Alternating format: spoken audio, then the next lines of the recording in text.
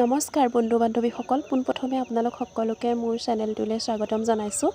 আজি আকৌ বহুত দিনৰ পাছত লৈ আহিছোঁ এটা ৰেচিপি ভিডিঅ' আৰু এয়া দেখিছে আপোনালোকে কি বনাবলৈ লৈছোঁ। আজি লৈছোঁ সৰু আলুৰ দম বনাম। গতিকে কুকাৰত এয়া প্ৰথমতে এটা চিটি মাৰি ল'ম। প্ৰথমতে মানে আলুখিনি সিজাই ল'ম। গতিকে কুকাৰত এয়া চিটি মাৰি লৈছোঁ। আশা কৰিছোঁ আপোনালোকে ভিডিঅ'টো শেষলৈকে চাই থাকিব আৰু শেষত মোক মৰম দিব। আৰু এয়া দেখিছেনে মছলা, এফালে গোটা জিৰা, গোটা জালুক, নহৰু যিহে দাম, 3 ফুটা নহৰু, অকণমান আদা, এটা ডাঙৰ চাইজৰ পিঁয়াজ আৰু 2টা বিলাহী, লগতে কেঁচা জলকীয়া লৈছোঁ। আৰু এইখিনি এতিয়া ধুনীয়াকৈ গ্ৰাইণ্ডাৰত দেখিছেনে এয়া মিক্সিত মানে মাৰি ল'লোঁ। এইখিনি হৈ গ'ল পিছা। গোটেই মছলাখিনি একেলগে পিঁয়াজৰ লগত বিলাহীৰ লগত চব মিক্স কৰি গ্ৰাইণ্ড কৰি ল'লোঁ। আৰু এইফালে হৈ গ'ল মোৰ আলু সিজোৱা। এয়া আলুখিনি সিজাই বাকলি গুচাই ল'লোঁ। আৰু দেখিছেনে কি ধুনীয়া লাগিছে দেখি। এতিয়া ইয়াক বনাম। আৰু প্ৰথমতে এখন কেৰাহী পাতি তাত দিলোঁ অলপমান তেল, আৰু তেলতে এতিয়া দি দিছোঁ অকণমান নিমখ আৰু দিম অলপমান ইয়াত হালধি। যিহেতু মই প্ৰথমতে আলুখিনি অকণমান সময় ফ্ৰাই কৰি ল'ম, গতিকে ইয়াত তেলতে দিছোঁ হালধি আৰু নিমখ। এতিয়া আলুখিনি ইয়াত দি ফ্ৰাই কৰি লৈছোঁ। আৰু এতিয়া গাটো একচুৱেলি খুব বেয়া হৈ আছে, চৰ্দি হ'ল, বহুত দিনেই হ'ল, ভালেই নোহোৱা হৈ গ'ল। তথাপিতো আমাৰতো আৰু পাকঘৰৰ পৰা কেতিয়াও ছুটি নাথাকেই। এয়া দেখিছে প্ৰথমতে আলুখিনি এয়া ফ্ৰাই কৰি লৈছোঁ ধুনীয়াকৈ, অকণমান ব্ৰাউন কালাৰ হোৱালৈকে এইখিনি মই ধুনীয়াকৈ ফ্ৰাই কৰি ল'ম।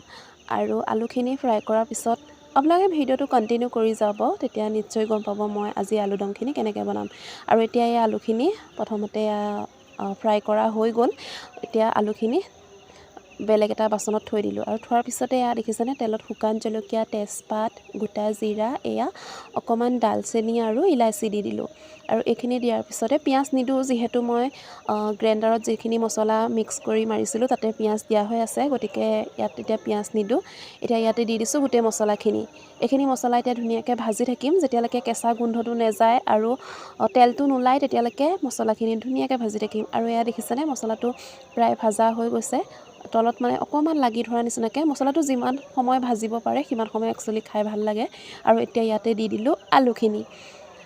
ঠাণ্ডা দিনত আচলতে এইবিলাক বস্তু খাই খুব ভাল লাগে, আৰু গৰম দিনত যে চব্জিবিলাক মোক খাই একেবাৰে ভাল নালাগে। আপোনালোকৰ ঠাণ্ডা দিন ভাল লাগে বেছি নে গৰম দিন ভাল লাগে জনাবচোন। মোৰ কিন্তু ঠাণ্ডা দিনটো সঁচাই বহুত ভাল লাগে। খোৱা বস্তু বুলিয়ে নহয়, চব ক্ষেত্ৰতে মোৰ কাৰণে ঠাণ্ডা দিনটো মই ভাল পাওঁ। আৰু এয়া কথা পাতি থাকোঁতে আলু মোৰ এয়া ভাজা হৈয়ে গৈছে, দেখিছেনে কিমান ধুনীয়া লাগিছে। কালাৰটো হওক বা গ্ৰেভিখন হওক, দেখি খুব মজা লাগিছে। দেখিয়ে আচলতে নহয়, খাবলৈও খুব ধুনীয়া হৈছিলে। আৰু খাই ধুনীয়া ভাল হোৱাৰ পিছতহে মই ভিডিঅ'টো দিছোঁ আপোনালোকৰ ওচৰত। আৰু এইখিনি হোৱাৰ পিছত একেবাৰে শেষত দি দিলোঁ ধনিয়া পাত। আৰু এইখিনি এতিয়া অফ কৰি দিম, অকণমান সময় ঢাকি ৰাখিম। আৰু এয়া হৈ গ'ল মোৰ আলুদম ৰেডি। এনেকৈ বাৰু আপোনালোকে বনাই খাইছেনে? যদি বনাই নাই খোৱা তেতিয়াহ'লে এবাৰ ঘৰত ট্ৰাই কৰিবই। আচলতে সকলোৱে খাইছে বাৰু, তথাপিতো মই যেনেকৈ বনাওঁ সেইটো ষ্টাইলত আপোনালোকৰ ওচৰলৈ ভিডিঅ'টো লৈ আহিলোঁ। আশা কৰিছোঁ আপোনালোকে ভিডিঅ'টো চাই নিশ্চয় ভাল পালে। যদি মোৰ ভিডিঅ'টো চাই ভাল পালে তেতিয়াহ'লে এটা লাইক কৰিব, কমেণ্ট কৰিব নাপাহৰিব কিন্তু। আৰু শেষত সকলোৱে যিসকলে মোৰ চেনেলটো ছাবস্ক্ৰাইব কৰা নাই তেতিয়াহ'লে ছাবস্ক্ৰাইব কৰি দিব। আজিলৈ আহোঁ, বাই বাই।